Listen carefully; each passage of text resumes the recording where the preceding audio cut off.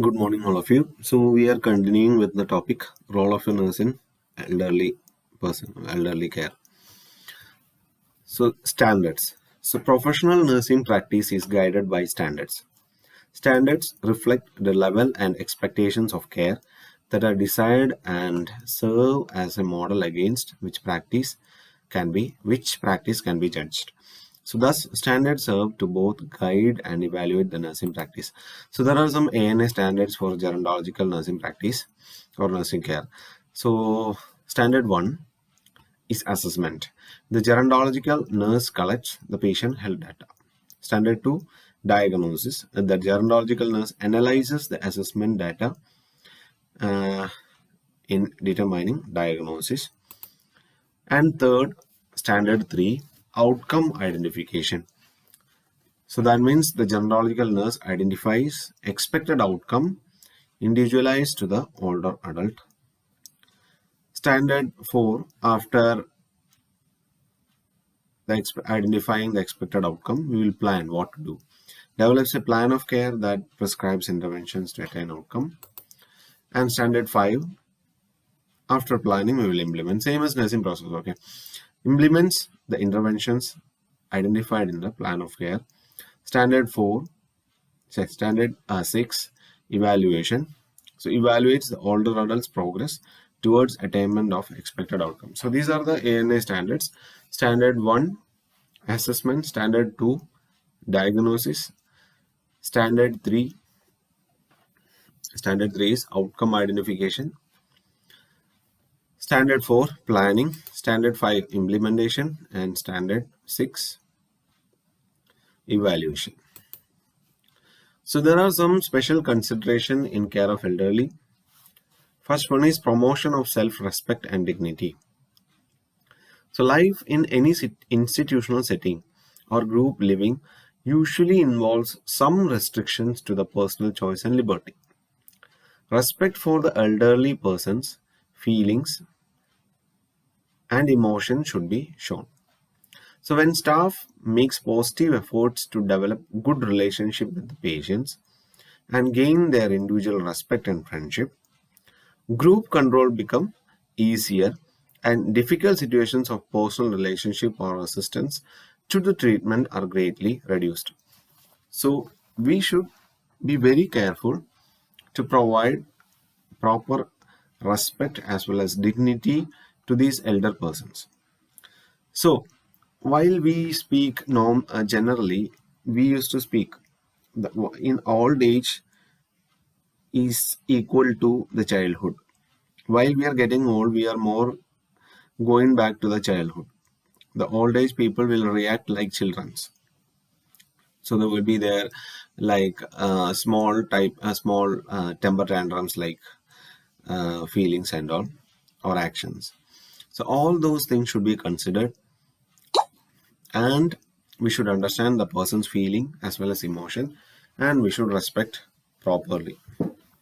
So first point is promotion of self-respect and dignity. Second, promotion of comfort. So physical and mental comfort and relaxation has to be achieved. There are many factors that contribute to the comfort of elderly. Care of skin, care of bony structures, maintain temperature and fluid balance. So maintain temperature, we can provide adequate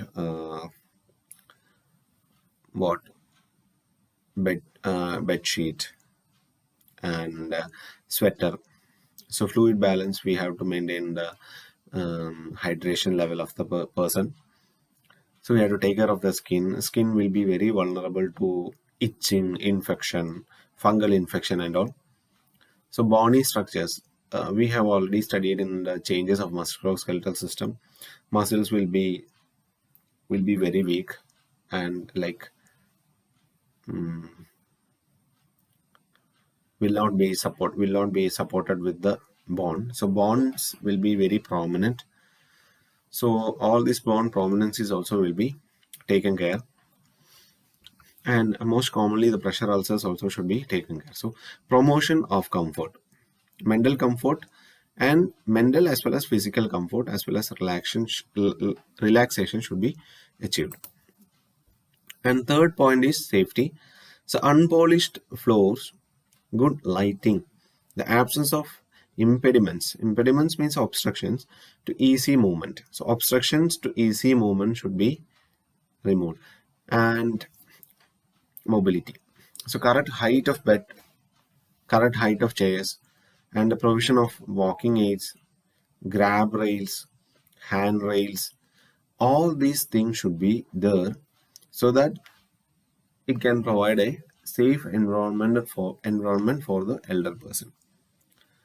Again, unpolished floors, good lighting, the absence of impediments to easy movement and mobility, correct height of bed, correct height of chairs, and the provision of walking aids, grab rails, and handrails are environmental features which contribute to the safety of the patients. So, third point is safety. Fourth point is daily living activity. Again, these all points are very easy points you can write by yourself. The patient is encouraged be out of the bed as much as possible so as we can promote the mobility of the person. We can reduce the risk of complications such as complications of bedridden persons, so bed sore, contractures, dehydration, thrombosis, dependency. Independence encourage self-respect. So independence encourage self-respect. So that we have to consider as our aim. So these all things should be taken care while we think about daily living activities. And next point is position of independence. And the patient is encouraged to the maximum possible level of self-care and decision making. Staff should give guidance, encouragement, and support rather than try to control the whole life of the patient. So we should not be like act over the person. We should be act in a way that we are with them to support them. We are helping them to take a decision in their life. We are making those person independent. So that should be considered. So we have to encourage to the maximum possible level of self-care as well as decision making. And next point is promotion of movement and mobility. So the patient is encouraged to be out of bed as much as possible according to the capabilities and needs. So if the patient is having difficulty in walking, we have to give crutches as well as other utensils.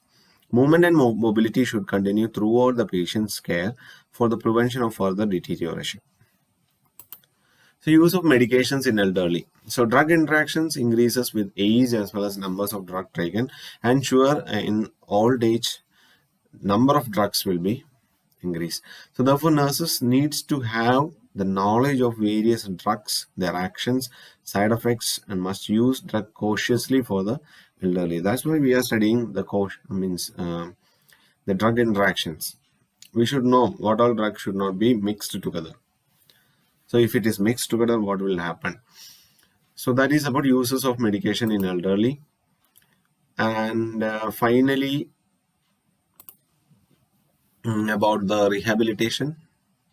Rehabilitation of the elderly includes all those activities which aim at restoring the patient to the highest degree of independent living, of which he or she is capable, which shared also include physiotherapy. So we can make them to do the activities which they are able to do so that it will reach to the highest degree of independency in their life. So that is all about role of care in elder persons.